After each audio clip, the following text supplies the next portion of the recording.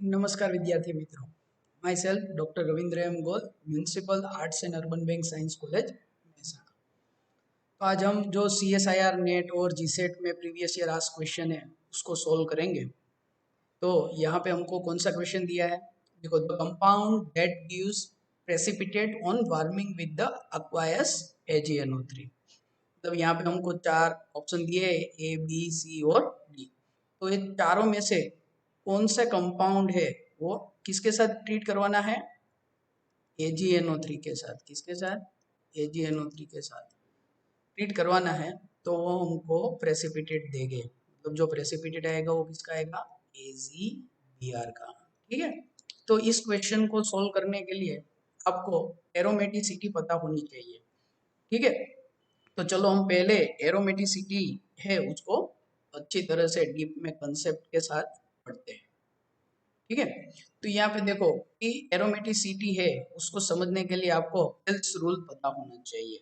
तो जो भी एरोमेटिक कंपाउंड है, कोई भी मॉलिक्यूल है, वो तीन तरह के हो सकते हैं। या तो कंपाउंड एरोमेटिक होता है, या तो एंटी एरोमेटिक, या तो नॉन एरोमेटिक। ठीक है। तो जो क्राइटेरिया है किसी भी मॉलिक्यूल्स को एरोमेटिक होने का, तो एरोमेटिक होने के लिए चार क्राइटेरिया है। किसी भी मॉलिक्यूल साइक्लिक होना चाहिए, प्लेनर होना चाहिए, उसमें एक्सटेंडेड कॉन्जुगेशन होना चाहिए, और लास्ट जो 4n+2 पाई इलेक्ट्रॉन होने चाहिए। ठीक है। यहाँ पे n क्या है? n is integer. ठीक है। n इज इक्वल टू हम इंटीजर 0, 1, 2, 3, 4 ऐसे ले सकते हैं। ठीक है। यहाँ पे देखो n इज इक्वल टू हम 0 पुट करते हैं। ठीक है। तो क्या होगा? 2 पाई इलेक्ट्रॉन। ठीक है। n इज इक्वल टू हम 1 पुट करते हैं तो क्या होगा? 6 पाई इलेक्ट्रॉन। ठीक है। 3 पुट करते हैं, मतलब सॉरी 2 पुट करते हैं तो क्या होगा? 10 पाई इलेक्ट्रॉन। ठीक है। जैसे हम 14 पाई इलेक्ट्रॉन। ठीक है। तो किसी भी मोलेक्यूल्स में 2 पाई इलेक्ट्रॉन है, 6 पाई इलेक्ट्रॉन है, 10 पाई इलेक्ट्रॉन है, या 14 पाई इलेक्ट्रॉन है, वैसे इंटीजर में आगे भी हो सकते हैं। तो उस कंपाउंड को हम एरोमेटिक कंपाउंड बोल सकते हैं। ये चारों चार क्राइटेरिया उसमें फुलफिल होना चाहिए। फर्स्ट क्या है? साइक्लिक होना चाहिए, प्लेनर होना चाहिए, एक्सटेंडेड कॉन्जुगेशन होना चाहिए, और ए 4n+2 पाई इलेक्ट्रॉन होने चाहिए। उस कंपाउंड को हम क्या बोलेंगे? Aromatic compound. दूसरा है एंटी एरोमेटिक। तो एंटी एरोमेटिक के लिए क्या चाहिए? क्योंकि एंटी एरोमेटिक कंपाउंड के लिए फर्स्ट 3 क्राइटेरिया जो भी है वो सेम है, साइक्लिक, प्लेनर और एक्सटेंडेड कॉन्जुगेशन। और जो लास्ट है यहाँ पे चेंज है कि एंटी एरोमेटिक में इलेक्ट्रॉन कितने होने चाहिए? 4n pi electron, only 4n pi electron. ठीक है। उसमें कितने थे एरोमेटिक में? 4n+2 पाई इलेक्ट्रॉन थे। यहाँ पे भी n इज इंटीजर है तो कितने इलेक्ट्रॉन होंगे? 4 pi electron, 8 pi electron, 12 pi electron. ठीक है। 16 पाई इलेक्ट्रॉन।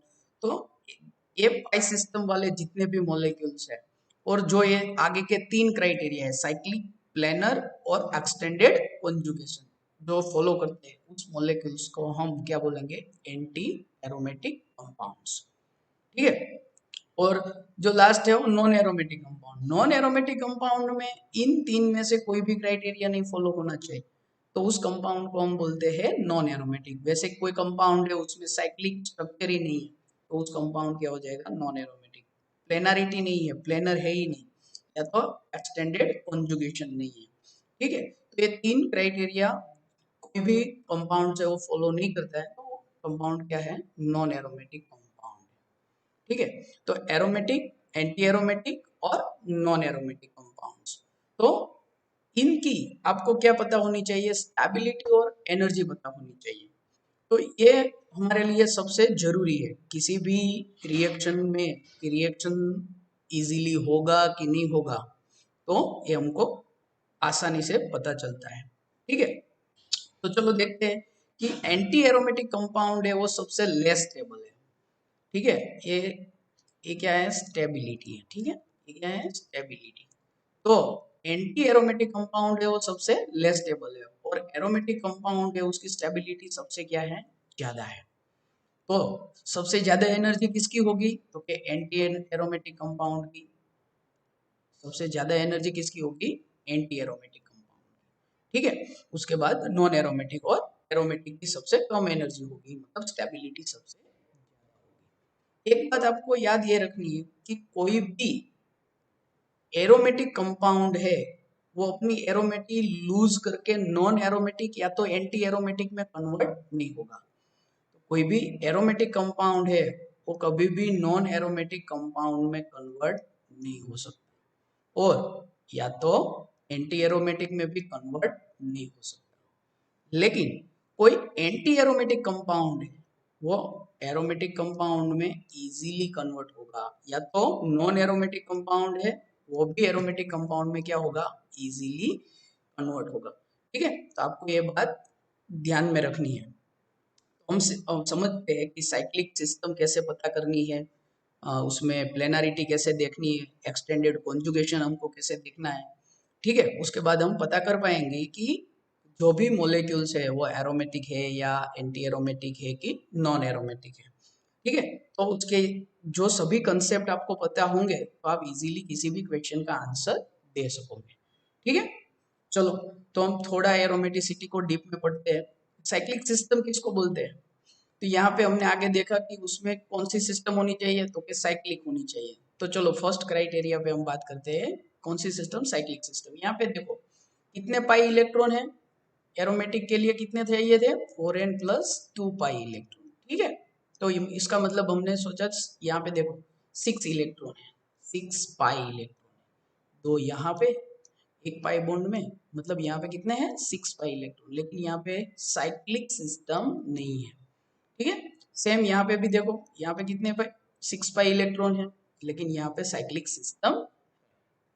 यहाँ पे देखो कितने पाई इलेक्ट्रॉन है, तो यहाँ पे 6 प्लस 2 8 पाई इलेक्ट्रॉन है। ठीक है, तो आपको याद ये रखना है कि यहाँ पे ये जो 2 पाई इलेक्ट्रॉन है, 2 पाई इलेक्ट्रॉन है, उसको हमको काउंट नहीं करना है, क्योंकि ये साइक्लिक सिस्टम में नहीं है। जो हमको जो भी इलेक्ट्रॉन काउंट करना है वो कहाँ होना चाहिए, साइक्लिक सिस्टम में होना चाहिए। मतलब हम यहाँ पे ही जो साइक्लिक सिस्टम में जितने पाई इलेक्ट्रॉन है उसको ही हम कैलकुलेट करेंगे। ठीक है, तो यहाँ पे हम कितने 6 पाई इलेक्ट्रॉन कैलकुलेट करेंगे। यहाँ पे देखो बाइसाइक्लिक कंपाउंड है, ये डबल बॉन्ड है, वो ऑलरेडी रिंग में ही है, तो हमको काउंट करना है। ठीक है, तो यहाँ पे कितने पाई इलेक्ट्रॉन हो गए हैं, 8 पाई इलेक्ट्रॉन। ठीक है, तो आपको साइक्लिक सिस्टम समझना पड़ेगा कि इस टाइप का स्ट्रक्चर है तो इसको हमको काउंट नहीं करना है। ठीक है, चलो वो तो आप इजीली कर पाओगे। दूसरा है प्लेनरिटी। प्लेनरिटी की बात कर देंगे तो स्ट्रक्चर प्लेनर बनने के लिए उसमें देखो 3 मेंबर रिंग है, 4 मेंबर रिंग है, 5 मेंबर रिंग है, 6 मेंबर रिंग है, और 7 मेंबर रिंग तक, 3 to 7 मेंबर रिंग तक सब प्लेनरिटी का बहुत ज्यादा दिक्कत नहीं होगा। लेकिन 3 to 7 मेंबर तक जो रिंग है जनरली उसमें क्या होती है, प्लेनरिटी होती है। उसके आगे की जो रिंग साइज है, 8 मेंबर रिंग है या 10 मेंबर रिंग है, उसमें हमको प्लेनरिटी देखना पड़ता है।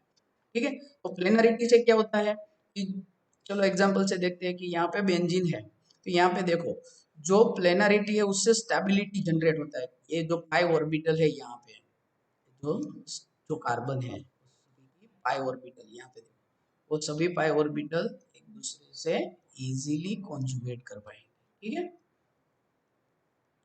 तो उसकी वजह से क्या होगा, स्ट्रक्चर प्लेनर होगा। दूसरा कि जो भी कार्बन है या तो जो भी एटम है उसमें कौन सा हाइब्रिडाइजेशन होना चाहिए, प्लेनरिटी के लिए sp2 हाइब्रिडाइजेशन होना चाहिए, तभी भी प्लेनरिटी आएगी। ठीक है, sp3 कार्बन होगा या तो sp3 कोई भी एटम होगा तो उसका शेप कैसा होता है, टेट्राहेड्रल शेप होता है। ठीक है, वो आपको याद रखना है कि sp2 हाइब्रिडाइज कार्बन होना चाहिए और पाई ऑर्बिटल इजीली ओवरलैप होना चाहिए, उसकी वजह से उसमें क्या आती है, स्टेबिलिटी जनरेट होती है। ठीक है, यहाँ पे देखो there is a 8 member ring. ठीक है, तो कितने पाई इलेक्ट्रॉन है, 8 पाई इलेक्ट्रॉन है, साइक्लिक स्ट्रक्चर है, तो ठीक है साइक्लिक है, तो उसमें हमको प्लेनरिटी देखेंगे। यहाँ पे देखो मैंने पहले ही बोला कि 8 पाई इलेक्ट्रॉन मतलब 4 पाई इलेक्ट्रॉन, 8 पाई इलेक्ट्रॉन या 12 पाई इलेक्ट्रॉन, तो वो कंपाउंड क्या होता है, साइक्लिक है। ठीक है, तो उसमें एंटी एरोमेटिक, एंटी एरोमेटिक है, ठीक है। तो एंटी एरोमेटिक की स्टेबिलिटी सबसे कम है, तो वो कौन से में कन्वर्ट हो जाएगा, उसमें से, क्योंकि उसमें देखो इलेक्ट्रॉन तो हम ऐड कर नहीं सकेंगे, ऐड करेंगे तो वो एरोमेटिक हो जाएगा। तो एंटी एरोमेटिक कंपाउंड है वो प्लेनारिटी क्या करेगा, लूज कर देगा। प्लेनारिटी लूज करके वो कौन से शेप में आ जाएगा, देखो ये टब शेप मॉलिक्यूल बना देगा, ठीक है, टब शेप। तो ये टब शेप मॉलिक्यूल में क्या हुआ, प्लेनारिटी पूरा का पूरा क्या हो गया, लूज हो गया। तो प्लेनारिटी लूज हो गया तो उस कंपाउंड को हम क्या बोलेंगे, नॉन एरोमेटिक कंपाउंड, ठीक है। क्या बोलेंगे, नॉन एरोमेटिक कंपाउंड, ठीक है। तो नॉन एरोमेटिक कंपाउंड की स्टेबिलिटी एंटी एरोमेटिक कंपाउंड के कंपेयर में कितनी है, ज्यादा है। तो वो जो मॉलिक्यूल है वो टब शेप में ही रहेगा, वो प्लेनर स्ट्रक्चर नहीं रखेगा, ठीक है। चलो आगे देखते हैं। थर्ड पार्ट था वो, जो थर्ड कंडीशन थी वो था हमारा एक्सटेंडेड कॉन्जुगेशन। तो एक्सटेंडेड कॉन्जुगेशन को हमको कैसे देखना है, तो कि every atom in the ring must have a available of P orbital, मतलब जितने भी एटम है उसके पास पी ऑर्बिटल होनी चाहिए, ठीक है। और दूसरी तरह ये बोल सकते हैं कि every atom in ring must be able to participate in resonance. जो जितने भी एटम है वो सभी एटम क्या करने चाहिए, रेजोनेंस में पार्टिसिपेट करने चाहिए, ठीक है। और पी ऑर्बिटल होनी चाहिए, ठीक है। यहाँ पे चलो एक एग्जांपल देखते हैं। यहाँ पे हमारा देखो एक क्या है, बेंजीन की रिंग। तो यहाँ पे हम रेजोनेंस करते हैं तो ये सभी एटम, जितने भी ये 6 एटम है वो सभी पार्टिसिपेट करेंगे, ठीक है। यहाँ पे हम रेजोनेंस करेंगे, यहाँ पे देखो सभी एटम है वो क्या करेंगे, पार्टिसिपेट करेंगे, किसमें, तो के रेजोनेंस में, ठीक है। तो उसको हम क्या बोलेंगे, एक्सटेंडेड कॉन्जुगेशन। देखो यहाँ पे एक एग्जांपल है, there is a 7 member ring. यहाँ पे देखो यहाँ से जाएगा तो यहाँ से वो एक्सटेंड नहीं कर पाएगा, because there is a sp3 hybridize carbon, ठीक है। तो यहाँ से हम एक्सटेंडेड कॉन्जुगेशन नहीं कर पाएंगे। लेकिन यहाँ से एक बात क्लियर है कि आपको एक्सटेंडेड कॉन्जुगेशन करवाना है, तो यहाँ पे यहाँ पे कहाँ पे, यहाँ पे कोई चार्ज आ जाए, जैसे कि कार्बन के ऊपर पॉजिटिव चार्ज है, या तो इस जगह पे नेगेटिव चार्ज है। तो यहाँ पे देखो ये जो कार्बन है वो किस में कन्वर्ट हो गया, sp2 हाइब्रिडाइज में कन्वर्ट हो गया, ठीक है। तो यहाँ से देखो हम एक्सटेंडेड कॉन्जुगेशन करवा सकेंगे, क्योंकि यहाँ पे एक पॉजिटिव चार्ज इजीली जनरेट हो जाएगा, तो आगे हमारा एक्सटेंडेड कॉन्जुगेशन होगा, ठीक है। तो एक्सटेंडेड कॉन्जुगेशन आपको याद रखना है कि कैसे कर पाएंगे, कि रेजोनेंस में जितने भी एटम है वो सभी रेजोनेंस में पार्टिसिपेट होने चाहिए और सभी के पास पी ऑर्बिटल अवेलेबल होनी चाहिए, ठीक है। और देखो पॉलीहाइड्रोकार्बन है, तो पॉलीहाइड्रोकार्बन में भी हम एरोमेटिक कैरेक्टर देख सकते हैं। देखो ये नेप्थेलिन, तो यहाँ पे कितने इलेक्ट्रॉन सिस्टम है, there is a 10 pi electron system, ठीक है। यहाँ पे हमारा एक्सटेंडेड कॉन्जुगेशन है ही, तो ये कंपाउंड हमारा कौन सा है, एरोमेटिक कैरेक्टर्स है।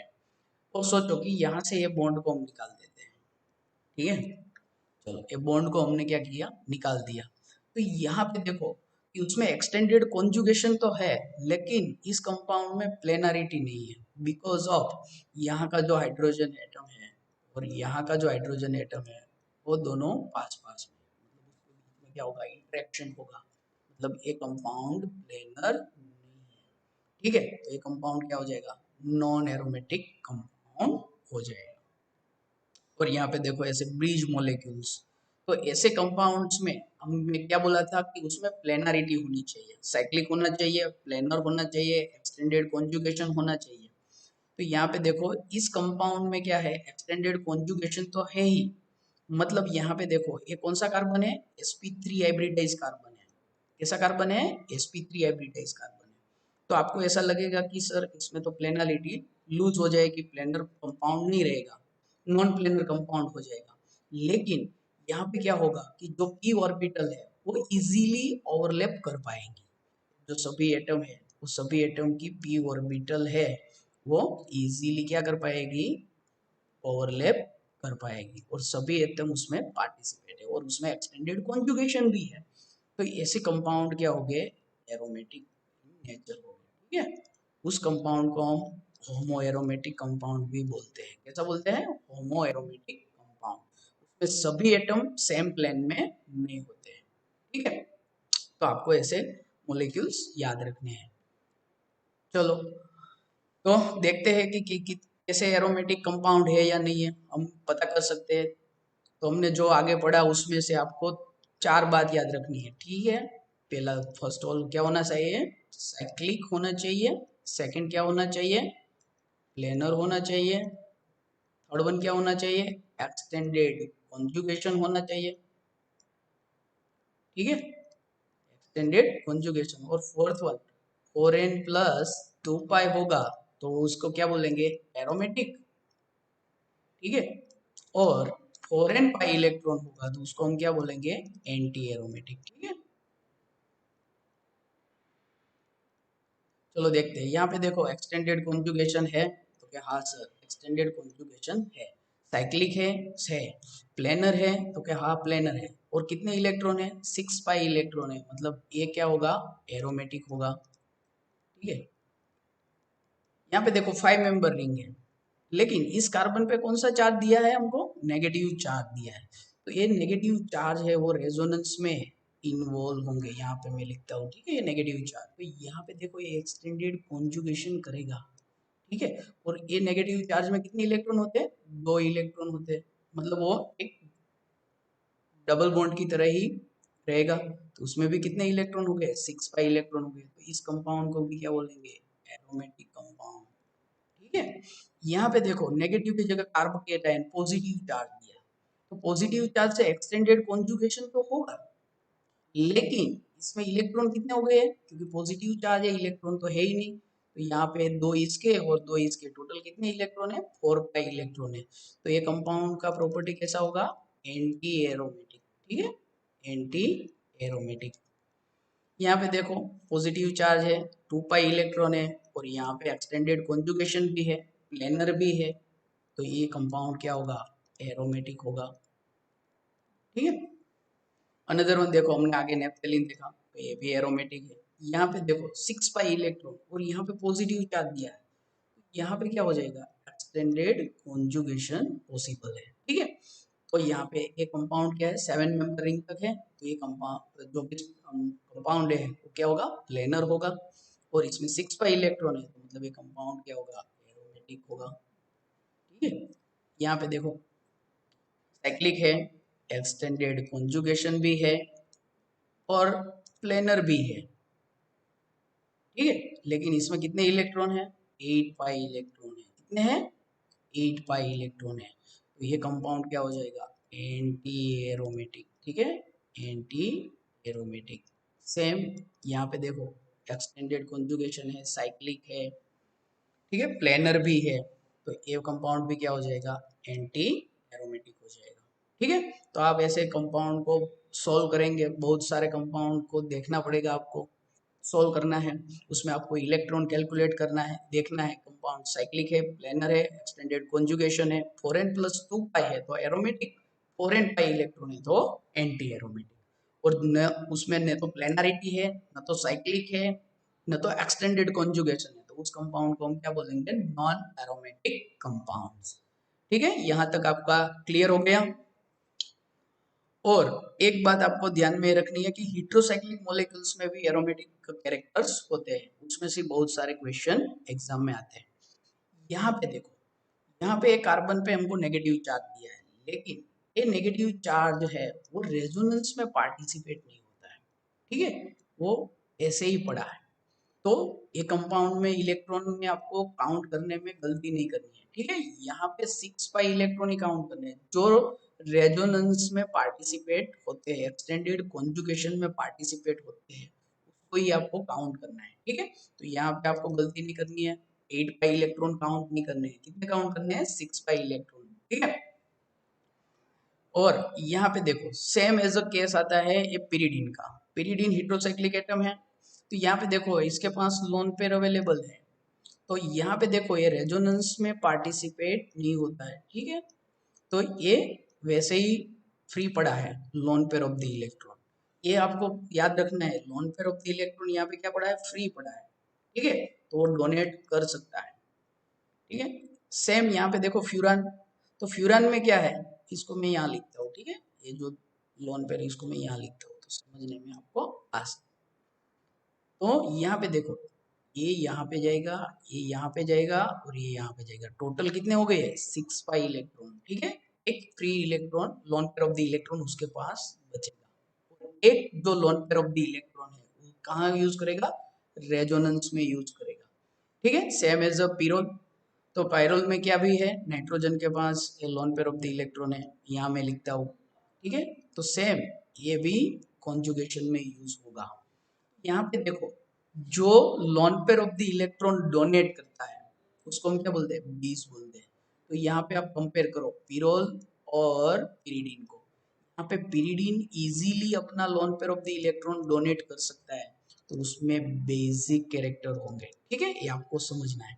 इसके पास जो lone pair of the electron तो है, लेकिन फ्रीली अवेलेबल नहीं है। वहां कहाँ यूज हो गए हैं? रेजोनेंस में यूज हो गए। ठीक है, तो ये कंपाउंड की बेसिसिटी नहीं होगी। ठीक है, लेस बेसिक होगा। यहाँ पे सेम एज देखो कि जो नाइट्रोजन, यहाँ पे देखो ये नाइट्रोजन का ये lone pair of the electron है, ये वाला। ठीक है, ये एक्सटेंडेड कॉन्जुगेशन में यूज होगा, लेकिन ये वाला रेजोनेंस में यूज नहीं होता है, तो वो इजीली डोनेट कर पाएगा। ठीक है, तो ये कंपाउंड बेसिक होगा। ठीक है, वो हम आगे कभी इसके बारे में ज्यादा डिस्कशन करेंगे।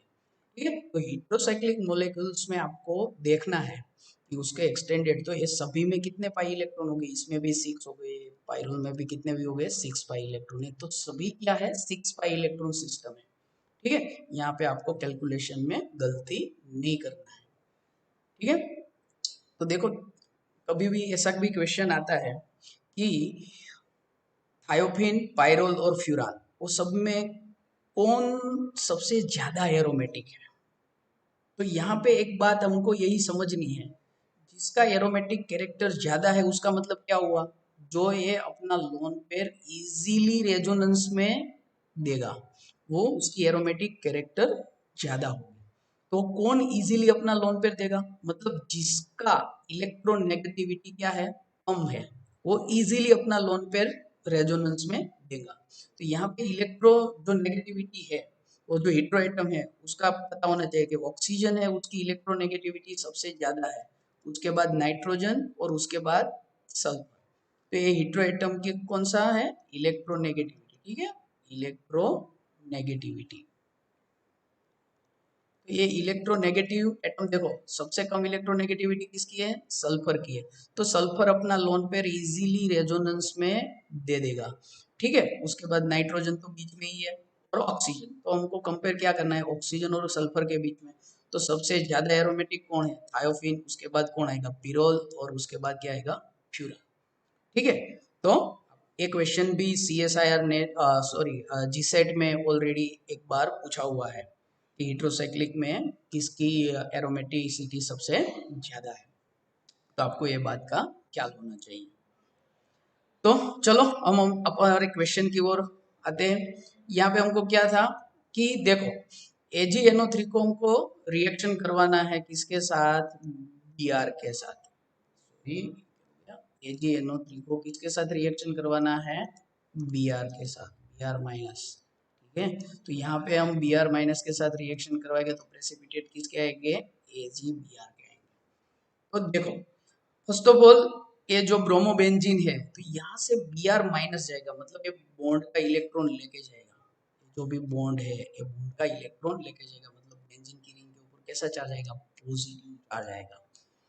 कि बेंजीन की रिंग के ऊपर ऑलरेडी एरोमेटिक तो है, तो इसके ऊपर पॉजिटिव चार्ज इजीली जनरेट नहीं होने देता है। ठीक है, तो ब्रोमीन को इजीली रिलीज नहीं करेगा, वो पकड़ के रखेगा। ठीक है, दूसरा देखो, यहाँ पे यहाँ से Br माइनस हुई है, चला गया, तो क्या बन गया? एक कंपाउंड। यहाँ पे क्या गया? Positive charge. ठीक है, क्योंकि ये बॉन्ड का जो इलेक्ट्रॉन है वो लेके चला गया, ब्रोमीन है वो। तो यहाँ पे क्या गया? Positive charge. ये देखो कितना इलेक्ट्रॉन सिस्टम है, 4 पाई इलेक्ट्रॉन सिस्टम है। यहाँ पे एक्सटेंडेड कॉन्जुगेशन भी है, साइक्लिक स्ट्रक्चर भी है। ठीक है, और 4 पाई सिस्टम है, तो क्या बनेगा? Anti aromatic compound. Anti aromatic compound. ठीक है, ये कौन सा था? नॉन एरोमेटिक था। नॉन एरोमेटिक था। तो नॉन एरोमेटिक में से एंटी एरोमेटिक फॉर्म नहीं होता है, हमने आगे लेक्चर में पढ़ा ना। कि एंटी एरोमेटिक में से नॉन एरोमेटिक फॉर्म हो सकता है, लेकिन नॉन एरोमेटिक में से एंटी एरोमेटिक फॉर्म नहीं होगा, क्योंकि उसकी हाईएस्ट एनर्जी है, स्टेबिलिटी लूज हो जाएगी। मतलब ए भी इजीली हमको नहीं देगा, मतलब यहाँ पे ब्रोमोबेंजीन नहीं दे रहा था, ये भी नहीं दे रहा है। ये थर्ड में देखते हैं। यहाँ से देखो, यहाँ से ब्रोमीन गया तो यहाँ पे क्या गया, पॉजिटिव चार्ज। ठीक है, यहाँ पे देखो कितने इलेक्ट्रॉन सिस्टम हो गया, 6 पाई इलेक्ट्रॉन सिस्टम हो गया, और यहाँ पे हमारा क्या हो गया, एक्सटेंडेड कॉन्जुगेशन भी पॉसिबल हो गया। ठीक है, तो ये कंपाउंड क्या था, नॉन एरोमेटिक कंपाउंड। क्या था, non aromatic compound, extended conjugation नहीं था, मतलब नॉन एरोमेटिक था। तो उसमें से क्या कन्वर्ट हुआ, नॉन एरोमेटिक में से एरोमेटिक कन्वर्ट होगा, तो ये रिएक्शन इजीली फिसाइल्स होगा। नॉन एरोमेटिक में से क्या कन्वर्ट हो गया, एरोमेटिक कंपाउंड कन्वर्ट हो गया। ये इजीली यहाँ से ब्रोमीन को, क्योंकि ये अनस्टेबल था तो उससे ज्यादा स्टेबिलिटी मिल रही है जब ये ब्रोमीन को लूज करेगा तो। ठीक है, तो ये कंपाउंड इजीली AgNO3 के साथ हमको AgBr का प्रेसिपिटेट देगा। सेम यहाँ पे भी देखो, ये एरोमेटिक रिंग है, यहाँ से ब्रोमीन जाएगा तो यहाँ पे क्या गया, पॉजिटिव चार्ज, तो ये भी पॉसिबल नहीं है। तो हमारा राइट आंसर क्या होगा, सी is our right answer.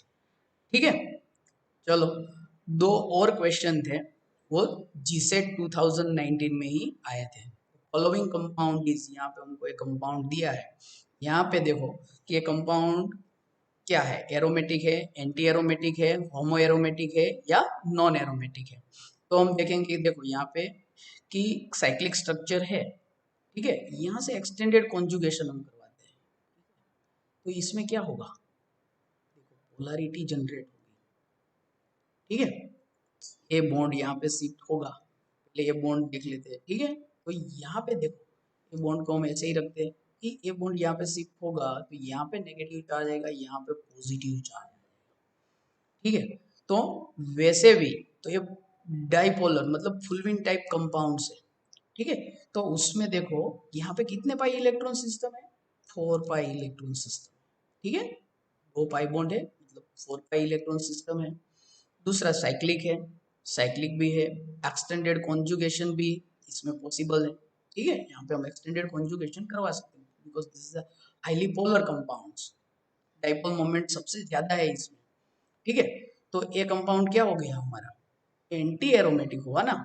Aromatic के लिए क्या चाहिए, 6 पाई इलेक्ट्रॉन चाहिए, या तो उससे ज्यादा 10 पाई इलेक्ट्रॉन चाहिए। तो यहाँ पे कितने हैं, 4 पाई इलेक्ट्रॉन है, तो ये हमारा आंसर क्या हो जाएगा, एंटी एरोमेटिक कंपाउंड। आप कंसेप्ट को इजीली समझ पाओगे तो आपको आंसर देना क्या हो जाएगा, बहुत ही इजी हो जाएगा। ठीक है, चलो अनदर वन क्वेश्चन, दो क्वेश्चन आए थे 2019 में एरोमेटिसिटी से। ठीक है, यहाँ पे देखो कि which one of the following is a aromatic, क्या ढूंढना है, एरोमेटिक कंपाउंड हमको ढूंढना है। यहाँ पे देखो कि यहाँ 2 कार्बन है, वो sp3 हाइब्रिडाइज है, मतलब यहाँ एक्सटेंडेड कॉन्जुगेशन होगा नहीं, मतलब ये कंपाउंड तो एरोमेटिक होगा ही नहीं। दूसरा देखो ये क्या है, कितना इलेक्ट्रॉन है, 4 पाई इलेक्ट्रॉन सिस्टम है, मतलब ये क्या है, एंटी एरोमेटिक है, तो ये भी हमारा आंसर नहीं है। ठीक है, यहाँ पे देखो इस कंपाउंड क्या था, टब शेप था, बोला था ना, इसमें भी कितने हैं, 8 पाई इलेक्ट्रॉन है, तो 8 पाई इलेक्ट्रॉन क्या होता है, एंटी एरोमेटिक। ठीक है, तो एंटी एरोमेटिक नहीं रहता, वो क्या हो जाता है, नॉन एरोमेटिक में कन्वर्ट हो जाता है। लास्ट में एक ही बचा हमारा, तो ये क्या है, होमो एरोमेटिक कंपाउंड है। ठीक है, तो यहाँ पे एक्सटेंडेड है लेकिन पी पाई ऑर्बिटल है, जो भी पी ऑर्बिटल है वो इजीली ओवरलैप कर सकती है। ठीक है, तो this compound is aromatic in nature. ठीक है, तो आप ऐसे क्वेश्चन को इजीली सोल्व कर पाओगे। ठीक है, तो मिलेंगे अगले लेक्चर में, तब तक आप लोग पढ़ाई करिए, उस टाइप के जितने भी क्वेश्चन आपको मिले एरोमेटिसिटी से वो सॉल्व करने का प्रयास करें।